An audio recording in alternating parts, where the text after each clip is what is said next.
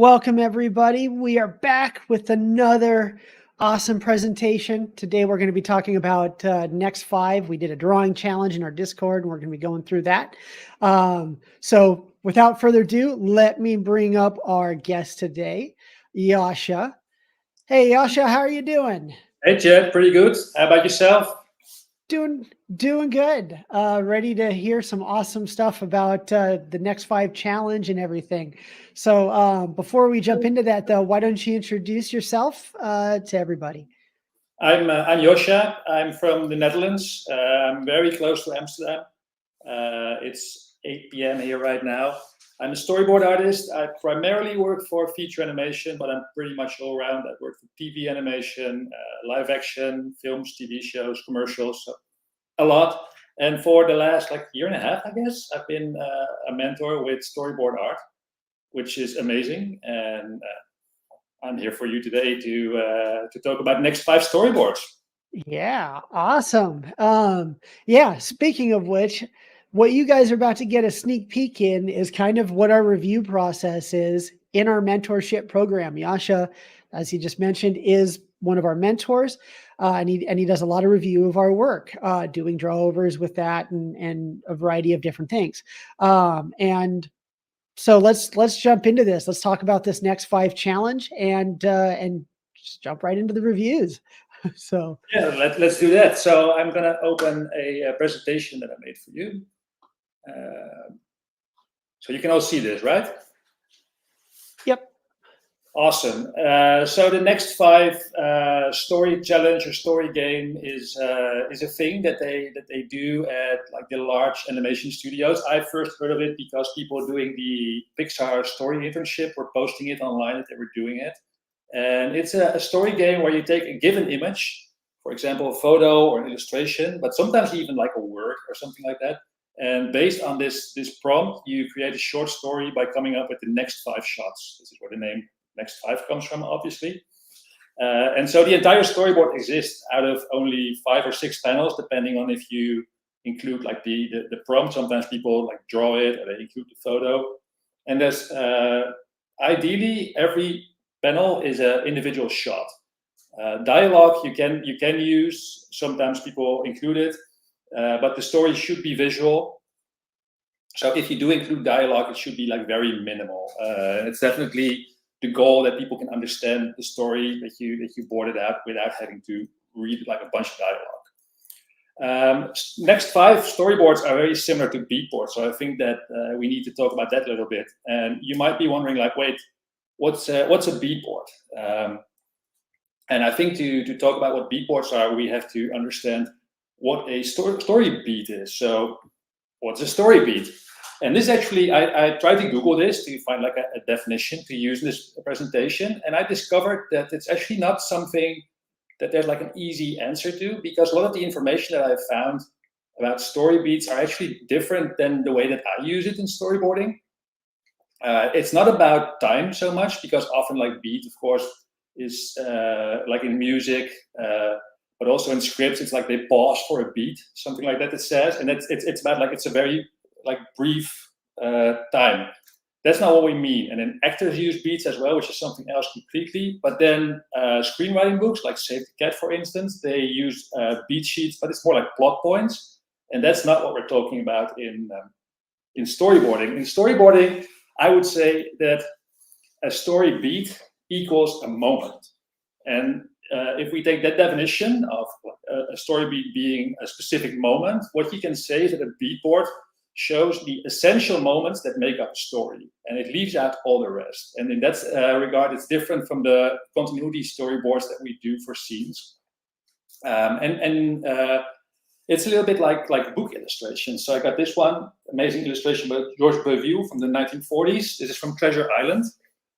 And so in this image, you can see Jim Hawkins hiding in the apple barrel while Long John Silver is resting against it, and he's giving a speech to the pirates. And so Jim is listening in. And so there's a lot of things happening at the same time. If we would storyboard this, you would break all that up. You only want one action per panel. But in a beatboard or in a book illustration, you can actually have multiple things happening at the same time. Another thing that to me is very similar to beatboards are comics. This is from Tintin, that I'm a big fan of. And this is actually a great example because if you look closely at these panels, you can see that every panel has a single beat. So the first panel is Tintin and a guide and Captain Haddock climbing the mountain. The second panel, they are reaching the ridge, so they're moving over it. And then the next panel, they're pointing, they're looking at something. And here they see the crash site that they were going to. And so that's very, these are basically beats. And so with the next 5 storyboard, ideally, this is what you do. You have a separate beat for every panel that you have. This is an example from actual beatboards from a movie, so this from a Goofy movie. Wonderfully drawn, as you can see. Beatboards are often a little bit more detailed than storyboards. And fans of a Goofy movie might notice that this is a bear, where in the final movie, actually in this scene, it's a Bigfoot that they're encountering, not a bear.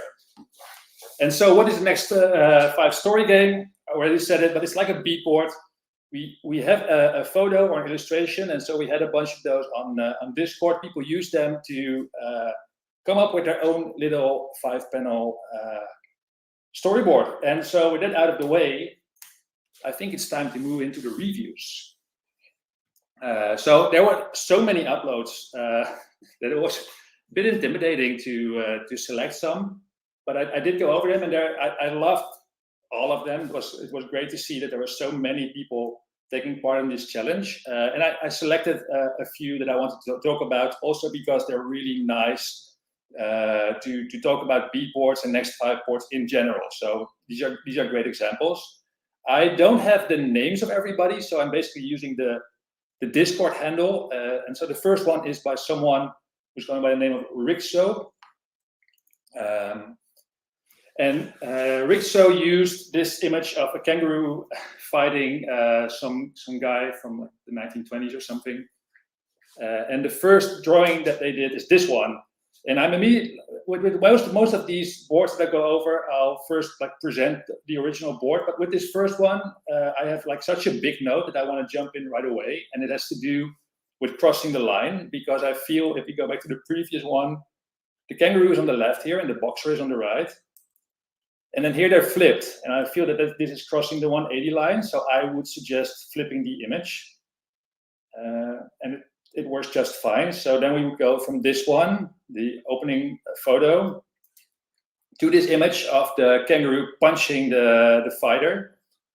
The kangaroo jumps up, shoots into the air, lands on a bike, woo, and then he rides off, and the owner chases after him angrily with a chain. And I think that this is awesome. I think that this is such a great board. One of the first people that I saw post online about Next 5 was Emma Coates, who used to be a storyboard artist at Pixar. And you might know her. Years ago, there was this thing going viral, the 22 storytelling rules of Pixar. And she was actually the one who tweeted those out.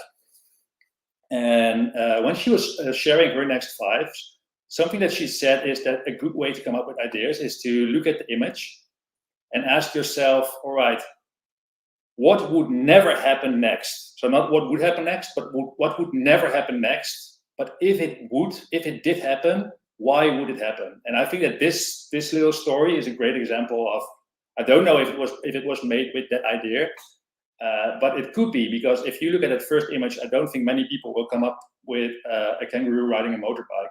And I think it's so great. And using this approach, the what would not happen next, it leads to really specific and personal boards, much more than when you're just going with the image and the information that is there. So that's the first one that I did. I have some notes. I feel that in this panel, the crowd in the background is not really drawn detailed enough. To me, they look a little bit like trees almost. So it took me a moment to realize that these are actually the people at the boxing ring in the background. And it's the same here. Well, not the same, they don't look like trees, but they look like Slenderman or something. There's so little detail to these people that I feel is a little bit distracting. So I would suggest adding just a little bit of detail. And if you keep their eyes gray and the eye of the owner white, our attention will still be drawn to the owner. And I think that would probably work better than what is here. Something else that I want to bring up is, so the way that this is presented is that the image that we see, like the gray edge, is going to drop off. So in this panel, we can see the kangaroo in full. We see the ear, but actually on the screen, it would look like this. And I don't think that reads so well. So I would advise to actually frame the kangaroo a little bit wider in this shot. I think it would read better. And that's it for this one. Are we going too fast? No. Oh, I think this is really, really good. Somebody did have a question about the artist that you mentioned. Mm-hmm. What was their name again? Her name is Emma Coates. She's no longer working with Pixar. She left a few years ago, and she used to have a blog on Tumblr. It was called Story Shots, and it was fantastic. It's so much valuable information about storyboarding, but she deleted it. But last year, I found out that on the Internet Archives, you can still find it. So all that stuff is still there. And so it's called Story Shots. She used to be a storyboard artist at Pixar, and I think she's a writer and director now, but I'm not really sure where she's working at the moment. And so I'm not sure if she's the one who came up with the next 5, but she definitely is the first one who I've seen sharing them online. Awesome. Yeah, I agree with you on a lot of the stuff that's going on in here as well. Yeah, the kangaroo, if it was just framed a little bit further down and maybe a little bit wider to give us, because that cutoff of the ear, as you mentioned, is a little awkward in the framing on this particular shot. Yeah, and if these would be continuity boards, it probably would work because then the shot would start with the kangaroo smaller in the frame, and he would be coming towards us. And then this would work, but for like the beatboard approach that the next 5 lends itself for so well, I think you want to frame it just, give the kangaroo some breathing space so that we can feel the full silhouette. The next one that I have is the only one where I actually know the name of the artist. It's M. Wayne Miller, and I know that because it's written on their actual board. They used this image of someone uploading some kind of device, IBM it says, so probably a computer, into an old plane. And this is the storyboard. So as you can see, the computer is uploaded to the plane. Oh, by the way, before I continue, I think that this artist did multiple versions of this. This is the very first one, and this might happen with other boards as well. I know that I gave feedback to some of them. I know that did you give feedback to Chad, or is it just Wahab? Wahab has been the one doing a lot of the other feedback. I'm going to be hopping in and doing some as well later this week. But yeah, it's been mainly you and Wahab originally. Yeah, so I've noticed that some people actually did retakes based on that feedback. If you didn't get feedback from me, I now might be using like an image that has been dated because there's another pass. I don't think that it's that important because, as I said earlier, I think that the ones that I've selected really lend themselves to talk about the game and the function and the things that I point out. I hope are useful for everyone who's into storyboarding. But I do know that this artist did multiple versions. This is the very first one that was uploaded. So maybe in the other versions, some of the things that I bring up might have already been tackled. So what we see here is we see the computer being uploaded to the plane, and then in the second image, someone is waving it in, and there's a forklift bringing it up. And the forklift driver hits the gear shift, and it goes into reverse. He's thrown off. He looks up, as well as the people in the plane, and the forklift just drives off into nothing. That's the story. So with this one, I feel that the first, like the starting image and the first image of the next 5 are a little bit the same beat.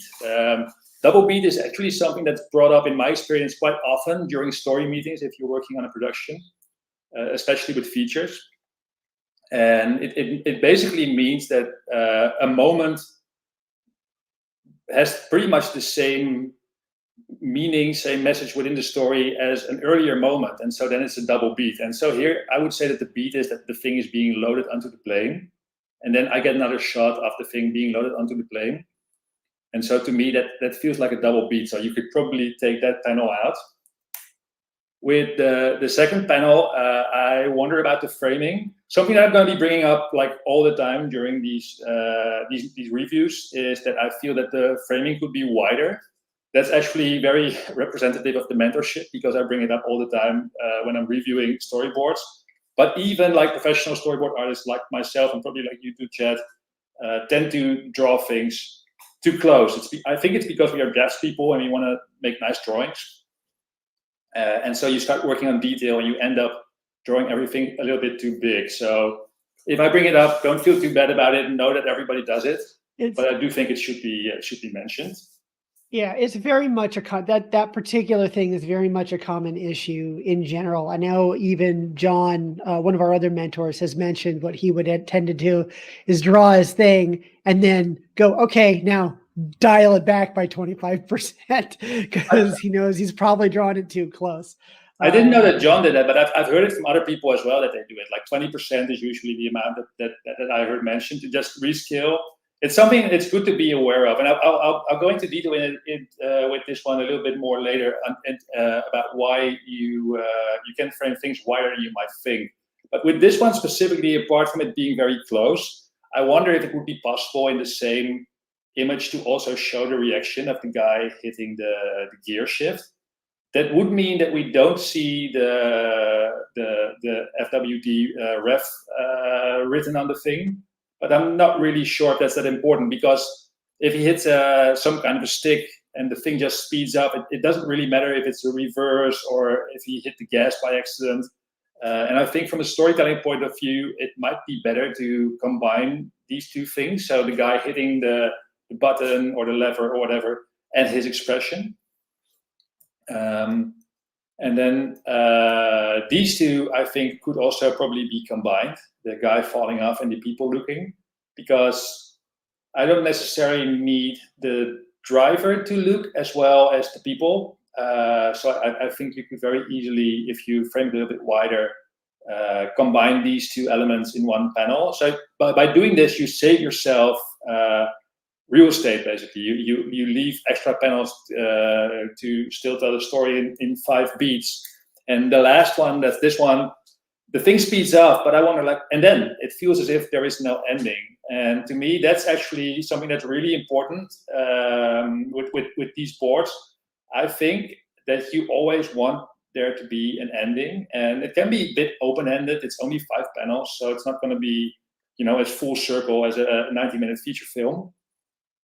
But I think it's important to build to some kind of an end. And for me, there are basically 2 ways to approach the next 5. The first one can be to, when you see the image, try to come up with the ending, like the punchline, the thing that you're working towards, and then work backwards and try to find like the ideal beats to tell the story. Another more improv-y way to go about it is to just take the next step. And it feels as if this board uses that method more. So you just take the next step. So you see the image, what's the logical thing that would happen next? And by adding these steps, you build it up. But then I still think you need some kind of a conclusion at the end to sort of tie it up. And so that's something that I'm missing in this take. So I really wonder, all right, and now what? What happens? Yeah. So before you jump to the next one, we have a question related to that particular one from Sylvester, asking if there are too many medium shots, because there's a lot of medium shots that are actually in this particular example. When you look at it, we have the kind of a medium right there at number 3. We go into another one kind of at 4, and you could say that double beat kind of fits that same bill a little bit there. Like, what is your opinion on this? Well, as I said, overall, I think this whole board could be framed a little bit wider, although the last one is quite nice. I'm not sure if I would call these medium shots. The third one with the guy falling off could be a little bit wider, but we see the full body, so that's not a medium shot. And then the fourth one feels more like a close to me, as well as the second one, which is more like an insert.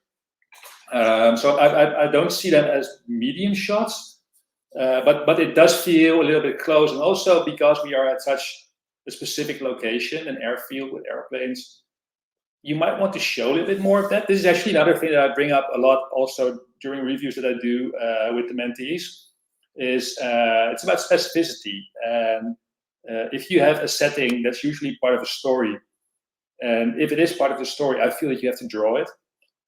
As storyboard artists, we are always, in a rush. We have to do many drawings in a short time.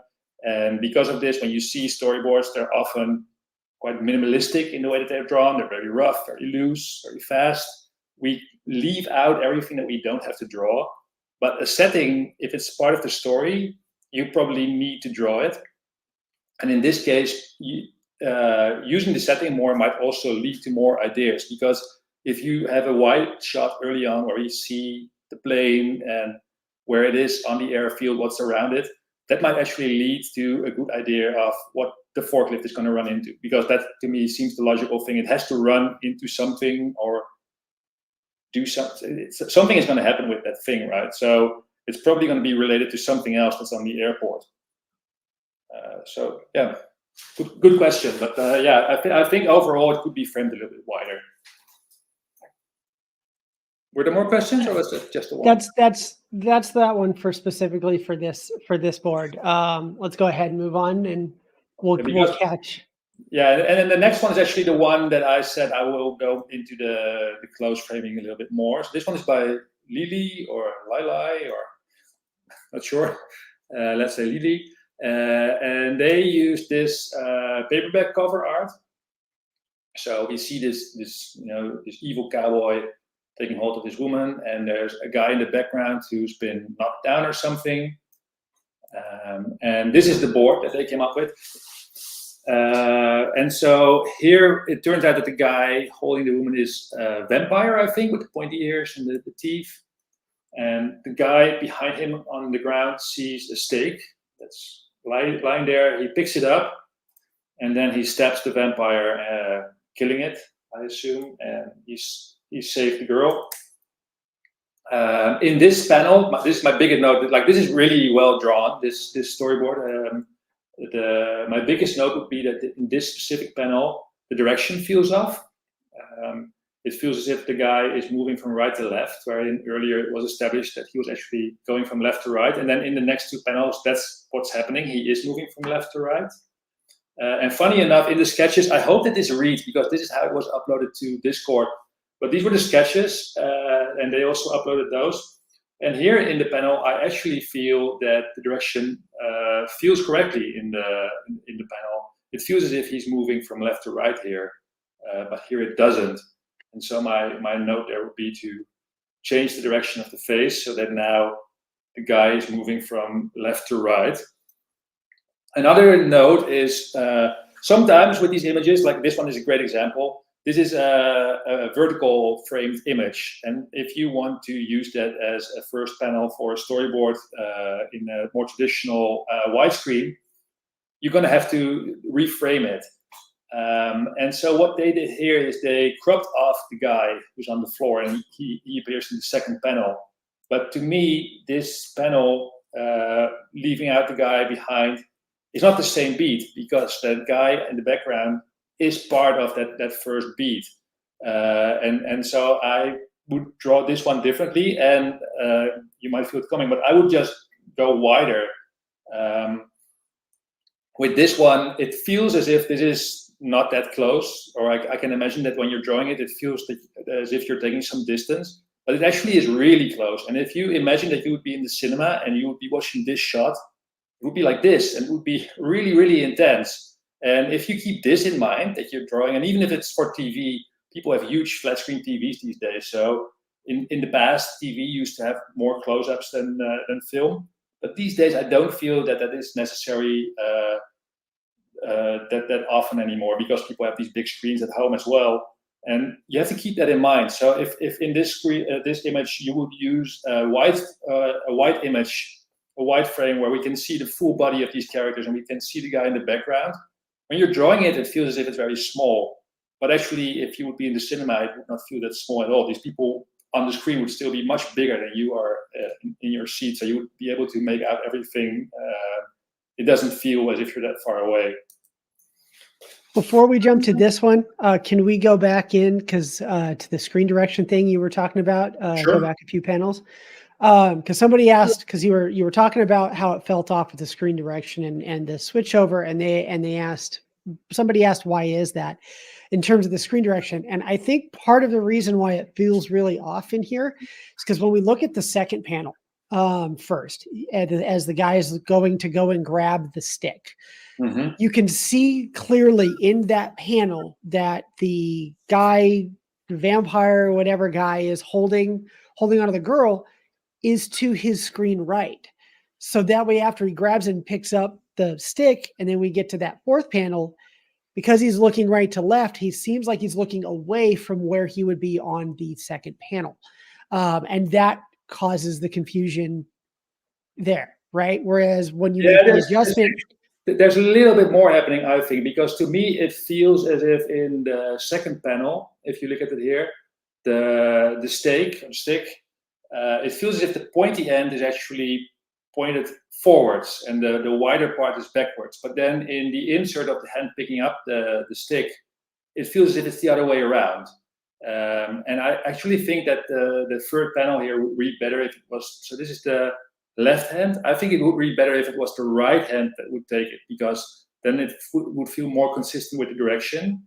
But the biggest issue, in my opinion, so it's clearly established that the guy on the ground is on the left side, like screen left of the vampire. So from left to right, it's the hero, basically, this guy, it's vampire, and it's the girl. That's the way it reads from left to right. But then in that fourth panel, the guy is looking towards the left side of the screen. So the eye lines are really the biggest issue here, I think. Yeah. And eye lines are super important. I know that at like the feature studios, as a storyboard artist, you get the note, like, can you move the eyes like 2 pixels to the left? Like, it's very specific, because eye lines are, if they're just a little bit off, it can really throw people off who are watching the storyboards. So it's more important than you might think. But here's actually a pretty big directional issue, because this guy is really looking towards the left side of the screen, I feel. And that's why my suggestion would be to turn him around. It's not the greatest drawing ever, but something that I did as well is I drew in the nose differently. So the long line on the nose, basically the shadow, right? Here it's also pointed to the left, and noses are really nice way to point the attention of people, because they're usually a triangle. And so it's almost like there's an arrow pointing in that direction.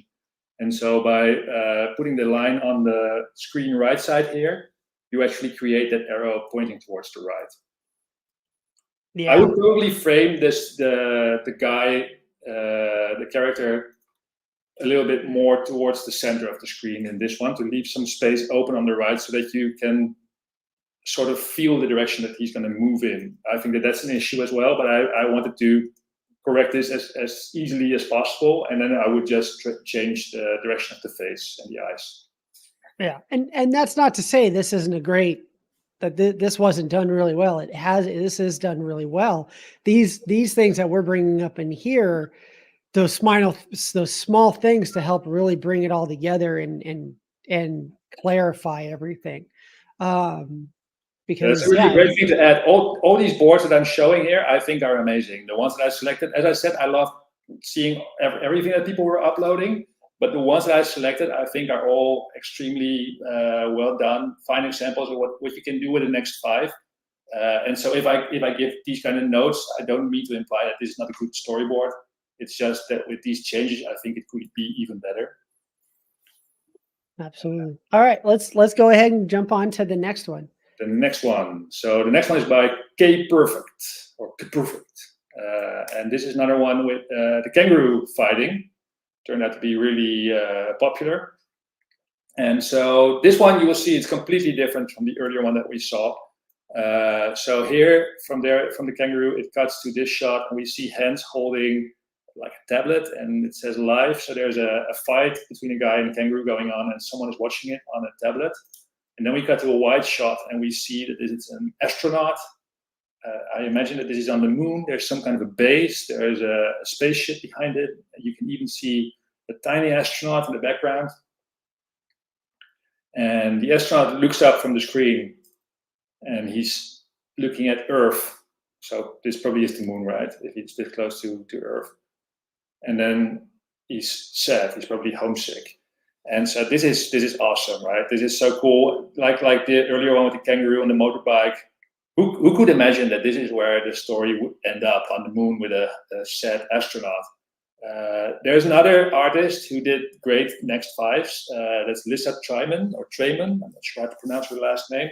And she is a storyboard artist, maybe even director now at Disney feature animation.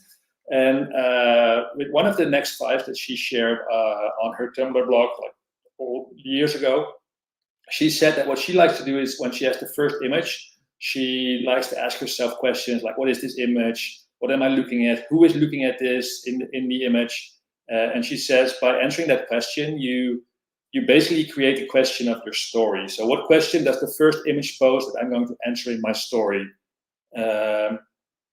And it's so cool that this one leads to like the homesick astronaut. So I think it's a different approach than the one that Emma Coates had, where it's like, what would not happen next? In this case, it's like, so what's the question that I'm going to be answering in my story? And the great thing about this one is that it really leads to that conclusion that I was mentioning earlier. So I think that's also a very useful way to approach next five storyboards. Some notes. I have actually very few notes on this one. I think that this is a really strong board, but I love to be nitpicky, so I'm going to be pointing a few things out. I think in this image, if you would once again frame it a little wider, you could create some breathing space above the astronaut. I don't think you need to cut him off like this. And I actually wonder about showing an astronaut in the background, because it feels as if this is about the guy feeling very lonely. But even if this guy, the other astronaut, is really far in the background, it still takes away from that loneliness that seems to be the objective of the story. So I would probably just leave out that other guy, especially since he doesn't do anything for the story. And then in the final image, the way that these things are sort of grouped around him, there's boxes and crates, and I'm not really sure what's going on. But it makes it feel pretty safe, as if he's blocked and maybe protected or held almost. And I imagine that if you would frame it wider, not so much wider by pulling the camera back, but actually making the image more open and more empty, and really have that sky be present with the stars, I think that might actually sell the beat of this guy is alone and homesick even more than the one that was there. But I think the ones that were there were perfect as well. So this is, as I said, this is really nitpicky, but it might be interesting to consider. Are there questions about this one, Chad, or should I just go on to the next one? The person who actually did this is named Nabil. I hope I said that right. Who's actually in our chat, and they said Awesome. that other astronaut was originally meant to be the kangaroo, and they forgot about it. So that's actually that's funny, because the way that I interpreted this story is that the astronaut is actually watching something that's going on Earth. But then if this would be the kangaroo, it means that after they had a fight, they went into space together, or maybe this is like the owner of the kangaroo. I think I like it better with it being a live, like, sports broadcast that's happening that this guy is watching. It makes me wonder so many things, like why also, and this is probably unintentional, but why is it like the 1920s? Probably in this version of the story, it no longer would be a fight in the 1920s or 1930s. But you can really think about those kind of things, like, wow, what's happening here? What's going on? And I think that's something that the next five is really, like, if you do it well, you can get an effect where people are really feeling that it's almost as if they're just seeing a little sliver of a bigger world, a bigger story. And I think that this one is really great. That's so cool that the artist is watching this. Yeah, great work, Nabil. And so then the next one that I selected is by Smirk or Smirk or Smirk, I guess. And this one, this is actually not the first version. This one, because I gave notes on this one and it was adjusted, but I have more notes. I'm sorry, Smirk. So this is another vintage illustration of this poor fisherman fighting off like a huge squid. The strangler came out of the sea. And in Smirk's board, this is the opening image. And the guy stabs the squid in the head, kills it, falls in the water, splash. And there's this wide shot, and the squid sinks, but we can see that on the right side, the sea starts like to bubble, something is coming up, and then there's like the kraken, a huge monster squid coming up. And the guy's like, ooh. And so with this one, I wonder, like, how do we feel about this beat? Is this really the next moment in the story, or is this maybe more part of the previous moment? Like the previous drawing is where the squid gets stabbed. And so this one just shows that it's falling in the water. And then also with this one, I wonder, so like the previous one has the squid falling in the ocean, but then here we see that as well. And I wonder, like, is this the best way to frame that beat? Also because the ocean stirring up is so important here because it foreshadows this monster coming up. And I wonder if it's present enough in this camera angle. And so maybe another way to do it is to go for this. So other than just showing the squid fall in the water, you actually see the guy, and we can see that he's probably like tired and the sun is shining and it's really hot. And so we can feel that he spent all his energy on this fight. And then as he's watching at the monster that's just sinking, we can see that in the foreground, the sea starts to bubble up. And I think, actually looking at it now, maybe I should have moved everything up just a little bit so that the effect of these circles and the foam coming up would be a little bit higher up, a little bit further away from the edge of the frame. But then if it happens here, I think that could really lead to the next one, which is this squid coming up. And this is actually the panel that they changed because I gave notes. The previous version, it was closer. But still in this one, I feel it doesn't... I want to see how big this thing is. And really what I want is like, I want this one. This image, I think, is the image that's missing. So like the hero shot of this monster that's coming out of the sea. And then with the final panel, I think there's a missed opportunity here because the guy is wearing these sunglasses, and I think this is a great way to show the monster reflected in the glasses. As I drew this, I realized that it's a little bit how I draw Brody. I did film studies a lot, and I did Jaws in full, and I guess my Brody shorthand popped in there. So I really feel that the sunglasses reflecting the monster would be a great final touch for the storyboard. Are there any questions about this one, Chad? There's a question about moving away from continuous shots, because that's one of the through lines we talked about here is the more beatboard oriented stuff. And SWM is actually asking, it's hard to move away from continuous shots that are moving. Any tips on how to choose the better angle, like that you can think of? I think it's about those beats that I mentioned earlier, and so for me, something that if I do next fives, what I usually do is I try to come up with an idea, and it can go either way. I can start by just doing the next step, or I have like a great thought for the final image. But once I know more or less what the story is going to be, I'm going to be writing down the beat for every panel. And I think, for instance, with this one, in my take, so the sea bubbling up is the most important thing. And so here I'm putting it in the foreground. And I might, like looking at it now, maybe if you make the boat smaller, because that's also something, the most important thing should usually be the biggest in the frame. And so here, in this shot, the bubbling of the sea is really pushed to the edge of the frame, and also to the right. So it almost feels like an afterthought, and I think that's not the best way to go about it. And so for me, these are sort of continuous shots. Actually, if I would film this, if I would storyboard it, I would probably use more panels for every shot to show motion within the shot. But I'm not sure if there would be a shot between this one and this one. I think maybe a closer shot of the guy, but I'm not really sure if you need it.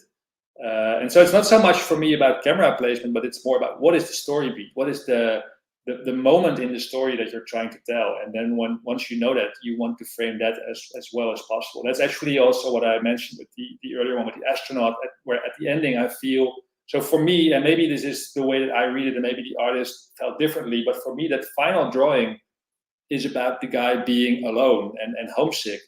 And if you make the image opener, if there's more empty space, negative space on top of the guy, I think it better sells that beat, the beat of loneliness. And so that's how I would go about it. I would I wouldn't start so much from a technical point of view, but from a storyboard point of view. I think that would be my answer. Yeah, and even that high shot that you mentioned, right? Like if you wanted, like if the artist wanted to really keep that shot, they could, using something like what you talked about before with, in a case like that, let's make it feel like there's a scale to it, right? Like if you go back to here, make that boat really small and then have a huge silhouette that's under it that really makes it feel like there's this massive thing that's underneath that's about to pop up. That could right? totally work. I looked up because the sea stirring up is something you can say it quite easily, but to draw it is actually pretty tricky. Like, how do you even draw that? So when I was doing these drawings, I was looking it up online, like Google Images, and I found images of like a gas leak of some gas pipe in the ocean, and it's actually a really interesting structure. It's sort of a circle. And so if that's what this would be, then the circle is sort of cut off. And if that's what this is about, I think you want to see it in full. Overall, it is a personal thing. I'm not a fan of bringing the camera up really high unless there's a very specific reason for it, because you're basically putting the audience at a bigger distance from the action.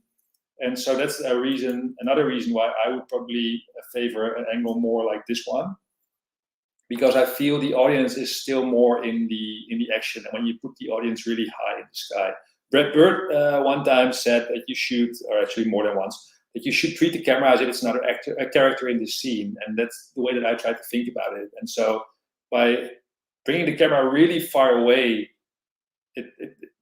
as a character, it puts me at a distance. And I don't want to be at a distance. I want to be in the middle of the action. Although in this case, it might work because it's sort of a false sense of security, like the guy feels that he's safe, he doesn't know what's happening behind him. So maybe in that regard it could work to bring the camera further away, to show us, to give us the feeling that everything is okay, and at the same time show us that something is bubbling, literally. Yeah. Awesome. And good job, Esmerk, who is also in our chat today. Awesome. Yeah, great work. Yeah, it's also, this is an interesting one because this one is drawn on paper. And that's also cool to see, because often people feel that they need to do digital. And of course, in some ways it's easier to do things digital. But this is a great example of how there's not one way to do this. There's different, and it's even drawn on, like, I think this is notebook paper with like these dots on it. And it's no problem at all. It reads perfectly well. And that's the most important thing in storyboarding, right? And so my notes on this are also not drawing notes. It's not like you didn't draw the script properly. It's like the framing. So when you storyboard, you usually don't really talk about the drawings. You talk about the story, and I think that's something that people sometimes have a misconception of, that they think it's really about the drawing, whereas the drawing is just what we do. But in the end, it's about the story. So if you can draw it on paper, that's just perfectly fine. Awesome. This is the last one that I selected, and this one is by Mercury. And this is a really cool one as well, also because there's actually multiple stories in there, I think. This is how it was uploaded, but this is a bit hard to read. So I went and I took the individual panels and I put them here one by one. So this is the first one. It's a variation on the prompt. You can do that. With this whole thing with the next five, when I talk to with people about this, I usually tell them you don't have to be dogmatic. So, like with the 5 shots and 5 panel thing, that's the ideal version. But if you have a great story and 2 panels are the same shot, like an A panel and a B panel, if it works, it works. And if you don't need like the 5 shots, then that might be the way to go. The same with dialogue. In general, I think it's better not to have dialogue. But if you have a great idea and it needs a word here or there, I think it's fine to add that. And so with the original image, if you feel that you need to change it slightly to tell the story, I think that's fine. So this is the panel 0, even though it's slightly different from the photo, because the guy in the foreground, the kangaroo owner with the chain, was never really there. Neither were these other characters that are standing and gambling on the fight. The fighter sees the kangaroo being chained, and he realizes that this is not nice for the kangaroo. So he starts to beat up the owner. And he really knocks him down. Poof. And then he drives off with the kangaroo. And he releases the kangaroo in the wild. Apparently we are in Australia, which makes sense. And I think that this is a great one as well. I think it's so cool. To see this little story. It's a full story. It definitely has this conclusion that I mentioned earlier. But then if you look at the upload, actually there were also sketches included. And this is really nice because there are actually some things in these sketches that I otherwise would have mentioned, like maybe this would be a better way to go. But now we can see that the artist actually considered going that route, but ended up doing something else. And so here, the first one is a little bit differently framed. And I actually really like this. So you see the fist holding the chain, and then the kangaroo and the fighter. For the next 5, probably the one that we have, the wider one, works better.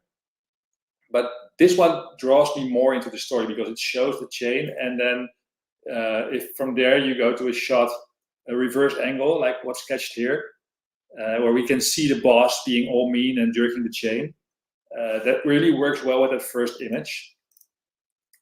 And then from there we can see the guy attack the owner, and we can see his scared face when he realizes that this guy is gonna mess him up. And so maybe a more efficient way to tell this story would be to start with still the first panel I think that we have, so the wider shot. But then from there, go to this shot where we can see the face of the owner, because I kind of missed that in the storyboard that we have. And then we can cut to that first shot where we see the fighter look at the collar and the chain, and he realizes that the kangaroo is being hurt by this. And then he moves in, and I really want to see the scared look of the owner, because we hate this guy, right? We want to see him, get... We want to see karma, and we want to see him messed up. And then if the guy punches him and just punches him out, that's a full story. And I think if we look at it as a beat board, this is probably the most efficient way to tell the story. But then I really, really love this final image, or this is not even the final image, but this image of the kangaroo in the truck. And so I think that this one, the version that we have, is probably more interesting on a story level. But if you want to tell a more efficient story, the other version might be better. This is actually a really great thing too, because next 5s you can also sometimes use to build out a longer sequence. So often with the next 5, it just works as the 5 panels or the 6 panels. And you leave it at that. It's great for portfolio purposes. It's quick. People can instantly see the story. But sometimes you have a story and you just feel that there's more there. And this is a great example of that. And so you might be able to build it out to a longer sequence. And I'm not talking about 100 or 200 panels, but with this little story, you could probably go to like 40 or 60 panels and tell the story in a slightly longer way. I think that would be a really interesting thing to do with this one. So yeah, that's a great example of a next 5 as well.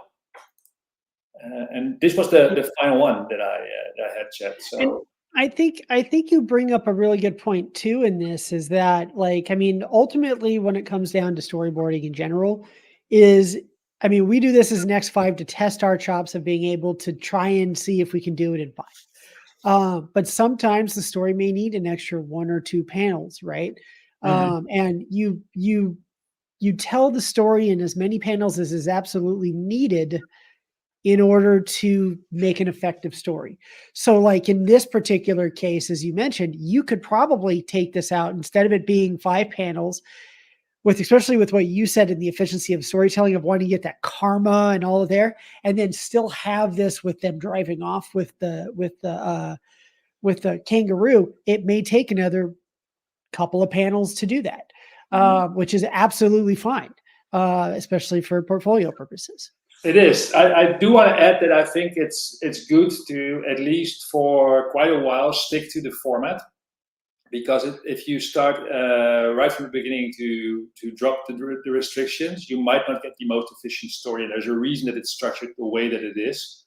But if you have a story and it's really interesting, and you are working on a story portfolio, and you have a few next fives, maybe one of those could be the basis for a slightly longer sequence.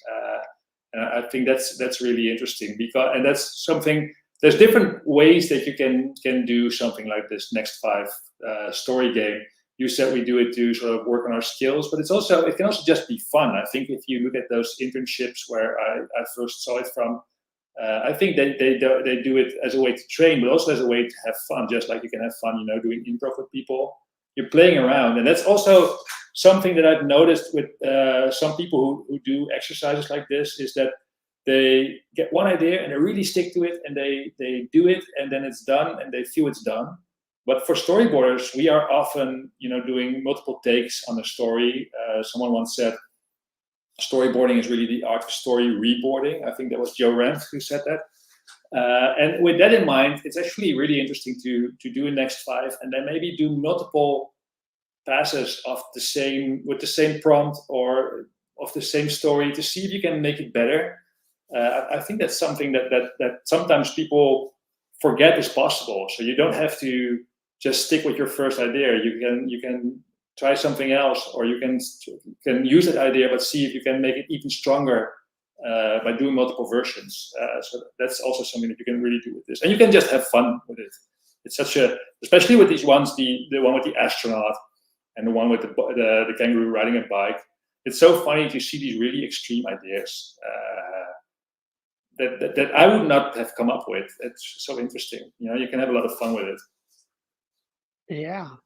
No, completely agree. And it also, with what you mentioned, does go back into, we learn the rules so we can then bend the rules, right? And so if you don't know the reason why you're doing the next five, then you need to stay within the next five, so that way you can really learn those rules.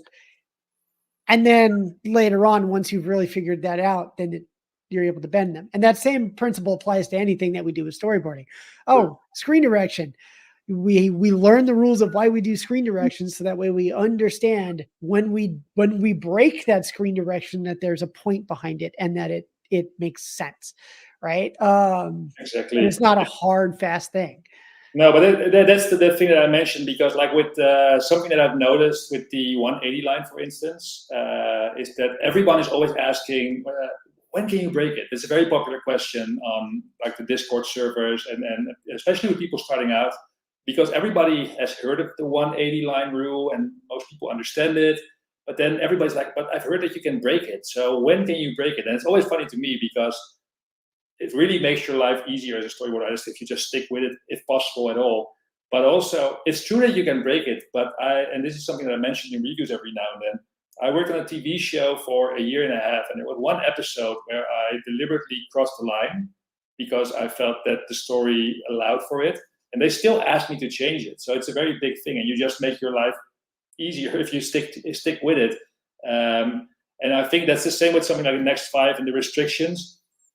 It's if you have a really great idea that just works better. So let's say that you have a really great idea for next five, but it's basically just one long shot. So every panel is different, but it's all one shot.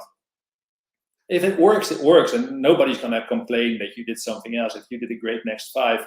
But I do think it's important to be a little bit careful with these kind of things, because, for instance, dialogue, I've seen some uploads, and to be fair, I don't think that we specified that you should avoid dialogue. But I've seen some uploads where people have loads of dialogue, and you cannot really understand the story if you don't read everything of it. And I think that's probably not the greatest way to go. So in those cases, I would strongly encourage people like maybe try to stick with the core visual storytelling, 5 shots, 5 panels, 6 if you count the original, and don't immediately allow yourself to deviate from that. If in the end it turns out that you have a better idea that works better, it's fine, but don't from the start ignore the rules that were set. That's what I'm trying to say. Absolutely. So one last question that's in here before we kind of finish up here that I want to bring up is from I hope I say this right. It's Michaela Brooksbank Lavin asking a little bit more about the framework of the 5 panel, saying, so a 5 panel is kind of like the framework for a longer story. Like when you're writing a story, there's a beginning, a middle, and end. What are your thoughts on that? Do you feel like it could be? Not necessarily, because I've seen variations. So if you Google Next 5 Story Game, there is an article that I wrote for a website, Submarine Channel, and in it I have different examples by artists. Actually, I think it's linked to on the Discord server in the original post, and it's great because Emma Coates is in there, and Lisa Tryman, who I mentioned, is in there, Michael Yates, John Navarez, and so these artists. Actually, I think every one of them, except the one from Emma Coates, are slightly deviating. So Lisa Tryman has an A and a B panel for the original panel, so she actually has 7 panels. Mike Yates has multiple panels that are the same shot. John Navarez did a next 6, I think, for some reason. And then the last one that I have is Austin Madison, and he did only 4 panels based on a word. So there are multiple variations of this game. This game, the Next 5, it's 5 images, but I don't think it necessarily has to be 5. That's just the game that we were playing for this assignment. It sounds nice, Next 5, which might be why they came up with it. But if you can do it in 4 images or 6, that's fine too.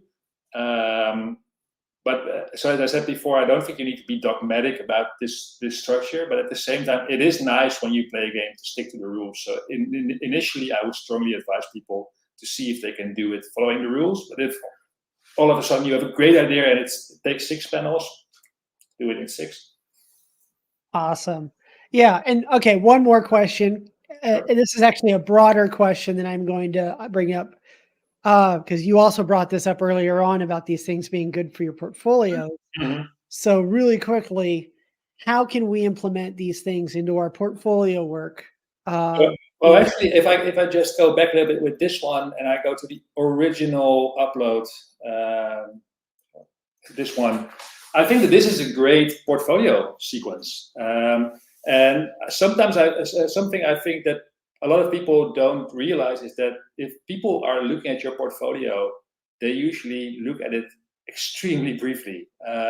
If you ever have like a portfolio review or you see people go over portfolios for like a position, probably for like the first shift where they try to separate the people who might be interesting from the people who for sure are not going to be a good fit for the position. I think that in general, it's like 30 seconds per portfolio that they look. So you want stuff like this where people look at it and they can instantly understand the story. It's a really great example of your visual storytelling skills. And then with this one, what I really like is including the sketches.